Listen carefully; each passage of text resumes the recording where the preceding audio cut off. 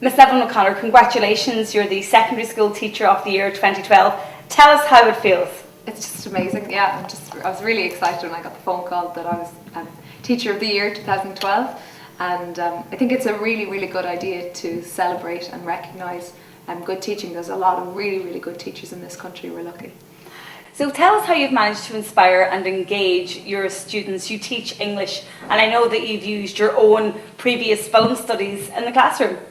Yeah, just this year we bought a couple of flip cams, and I've got the students to write their own little scripts, film them, and I've taught them how to edit them together because I have a master's in film studies, and it's really helped to engage them in their learning. And it's interesting, they sometimes use film techniques then when they're discussing a poem or something. So they say, oh, look how Seamus Heaney zooms in on the poppy bruise on the left temple or whatever. So yeah, it's having really knock-on benefits for my students.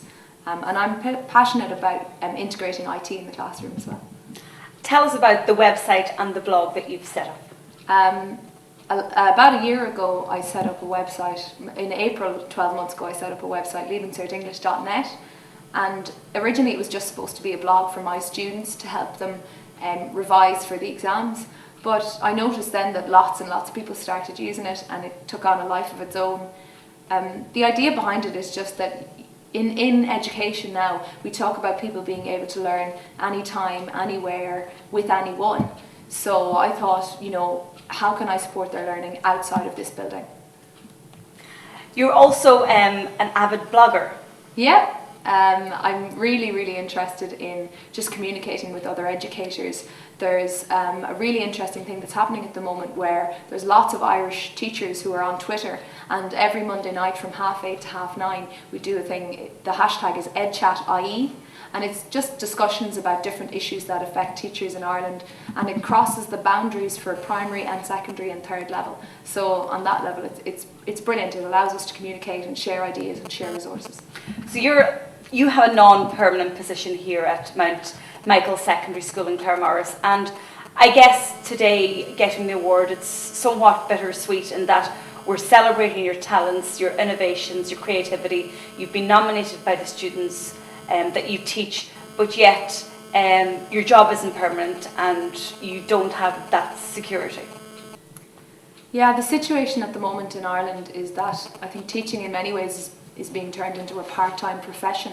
If somebody gets half teaching hours, that's considered good, and I just think it's awful. The cutbacks have been absolutely brutal. Schools are being asked to just make do, and they're losing teachers, hemorrhaging teachers from the system, and the government have managed to create the illusion that they haven't cut the pupil-teacher ratio, but in reality it's slash and burn. A lot of the allowances for career guidance teachers, for special needs, for non-nationals, language support for non-nationals have been cut completely or have been reduced so severely that most schools are losing 2, 3 teachers, 4 teachers, and this has been happening for a couple of years, and we're told it's just going to get worse. So I think it's pretty ironic that I'm winning this award, and I've no idea if I'll have a job in a year's time, and that's not the school's fault. The school want me here, the students want me here, I want to be here. But if the minister continues with the way he's dealing with education, I probably won't be, and I may have to emigrate to continue teaching, which is pretty sad. What would you like to do if you remained here in this school and had a permanent position? What else would you bring?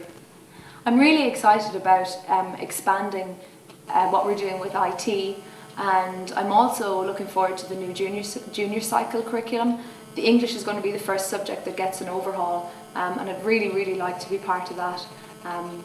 Look at making their students' learning as relevant as we possibly can. And what would you say to other non-permanent teachers out there who are in the same boat as you today? I think we need to start speaking up. People aren't aware that these cuts are as severe as they are because none of us are saying anything. We're all afraid that we'll lose our jobs or that someone will be redeployed into our position. So for other non-permanent teachers, I don't know, we have to find a way to come together on this. We have to find a way to fight it. I think if parents up and down the country knew what was really happening, they'd be absolutely disgusted, because ultimately having good teachers matters, and protecting the teachers who are in our system matters. And if you're already in the system, you can now be moved around like a pawn on a chessboard. And if you are non-permanent, you're non-existent. So people are taking 8, 10, 12 years to get any job security in teaching. And the common perception out there is, oh, teachers, that's a job for life. But most teachers most teachers in my position, non-permanent teachers, spend 8, 10 years trying to get security and spend all of their summer holidays just really anxious, wondering if they'll have a job the following year. Let's give the final word to ABC Book Study, who have set up and who've spearheaded the awards this year. What would you like to say to Mark and the team who've made the awards a reality? I think the people in ABC Books have just done something that needs to be done in this country. We need to stop talking about bad teachers. We need to start talking about good teaching, celebrating the people who are doing wonderful things in our education system, and there are a lot of them. I happen to be the face of it right now, but there are just so many people who are doing innovative, exciting things. I think Mark mentioned that ABC bookshops are aware that this is a big deal in the UK. I know Obama has special awards for excellence in teaching in the US. And I think it's about time as a country that we started recognising and celebrating the work that teachers do. Okay, well, once again, many congratulations, and we hope that you continue to inspire your students and other teachers around the country. Thank you.